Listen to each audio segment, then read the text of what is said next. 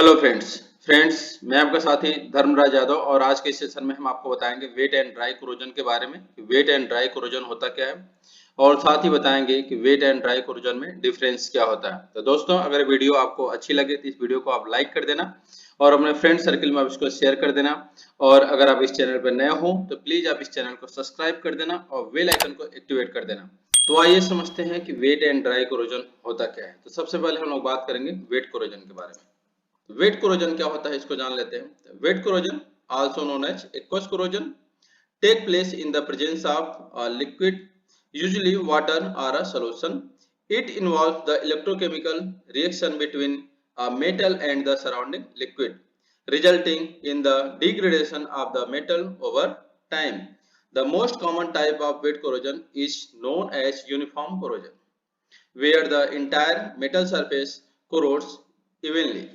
It occurs when the metal is exposed to a corrosive environment such as salt water or acidic solutions. इसको हिंदी में समझ सकते हैं, जो इंग्लिश में लिखा हुआ है इसी का हिंदी में अनुवाद है। सकते हैं गीला संक्षारण, जिसे जलीय संक्षारण भी कहा जाता है। तरल आमतौर पर पानी या घोल की उपस्थिति में होता है।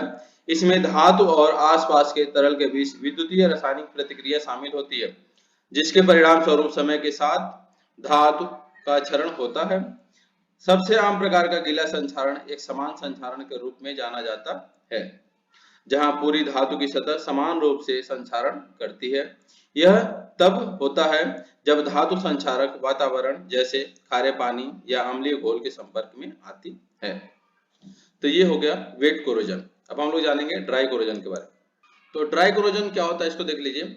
Dry corrosion, also called atmospheric corrosion, occur in the absence or minimal presence of moisture.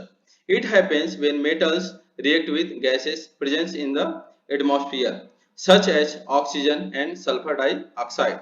Oxygen is the primary contributor to dry corrosion, where it reacts with the metal surface to form metal oxide.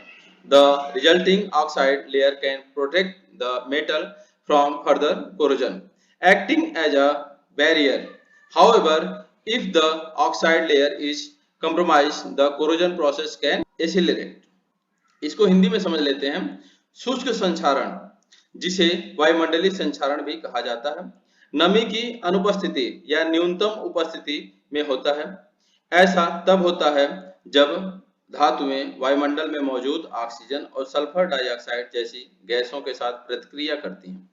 शुष्क संक्षारण में oxygen का प्राथमिक योगदान होता है, जहां यह धातु की सतह के साथ प्रतिक्रिया करके धातु ऑक्साइड बनाता है।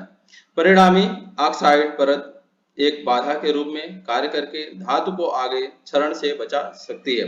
हालांकि यदि ऑक्साइड परत से समझौता किया जाता है तो संक्षारण प्रक्रिया तेज हो सकती है। तो ये था dry corrosion. Wet and dry corrosion को अगर एक साथ समझना चाहें तो ऐसे समझ सकते हैं।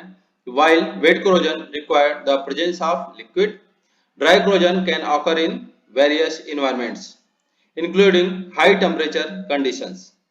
Dry corrosion is commonly observed on metals exposed to air, such as iron rusting or the tarnishing of silver. In contrast, wet corrosion is frequently encountered in marine environments, industrial setting and areas with high humidities. It is important to note that wet and dry corrosion can occur simultaneously or interchangeable depending on the specific condition and the type of metal involved.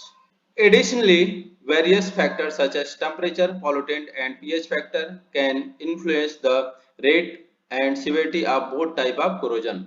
Proper prevention measures such as the application of protective coating, regular maintenance, and control of environmental condition are crucial in mitigating the effects of corrosion on metals. इसको हिंदी में समझ सकते हैं। जबकि गीले संक्षारण के लिए तरल की उपस्थिति की आवश्यकता होती है, शुष्क संक्षारण उच्च तापमान स्थितियों सहित विभिन्न वातावरणों में हो सकता है। सूखा संक्षारण आमतौर पर हवा के संपर्क में आने वाली धातुओं पर देखा जाता है, जैसे लोहा में जंग लगना या चांदी का धूमिल हो जाना। इसके विपरीत गीला संक्षारण अक्सर समुद्री वातावरण, औद्योगिक सेटिंग्स और उच्च आर्द्रता वाले क्षेत्रों में सामने आता है। यह ध्यान रखना महत्वपूर्ण है कि विशिष्ट स्थितियों में शामिल धातु के प्रकार के आधार पर गीला और सूखा संक्षारण एक साथ परस्पर परिवर्तनशील हो सकता है। इसके विपरीत अतिरिक्त विभिन्न कारक जैसे तापमान, प्रदूषक और पीएच स्तर दोनों प्रकार के क्षरण के दर की गंभीरता को प्रभावित कर सकते हैं। उचित निवारक उपाय जैसे सुरक्षात्मक कोटिंग्स का अनुप्रयोग, नियमित रखरखाव और पर्यावरणीय परिस्थितियों का नियंत्रण धातुओं पर संक्षारण के प्रभाव को कम करने में महत्वपूर्ण है। तो ये था वेट एंड ड्राई कोरोजन का कंबाइन। अब हम लोग इनके डिफरेंस को समझ लेते हैं। तो difference between dry and wet corrosion को देखा जाए तो dry corrosion and wet corrosion. तो फर्स्ट ड्राई कोरोजन देखा जाए। Corrosion occur in the absence of moisture. Wet corrosion occur in presence of conducting medium. Dry corrosion, it involves direct attack of chemicals on the metal surface. Wet corrosion, it involves formation of electrochemical cells. Dry corrosion, the process is slow.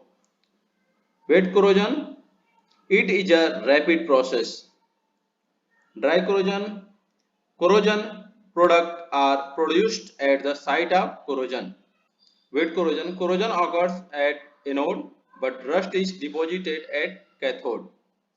Dry corrosion को देखा जाए, the process of corrosion is uniform. Wet corrosion, it depends on the size of the anodic part of metal. तो दोस्तों ये था आज का session जिसमें आपने जाना कि वेट कोरोजन क्या होता है और ड्राई कोरोजन क्या होता है, और साथ में आपने जाना कि वेट और ड्राई कोरोजन को और एक साथ समझना चाहें तो कैसे समझ सकते हैं, और फाइनली आपने जाना लास्ट में कि वेट और ड्राई कोरोजन में डिफरेंस क्या होता है। तो दोस्तों अगर ये वीडियो आपको अच्छी लगी हो तो इस वीडियो को आप लाइक कर देना और अपने फ्रेंड सर्कल में आप इसको शेयर कर देना, और अगर आप इस चैनल पर नए हो और पहली बार आए हो तो प्लीज आप इस चैनल को सब्सक्राइब कर देना और बेल आइकन को एक्टिवेट कर देना। तो मिलते हैं नेक्स्ट वीडियो में नेक्स्ट टॉपिक के साथ। आज के लिए बस इतना ही। धन्यवाद दोस्तों।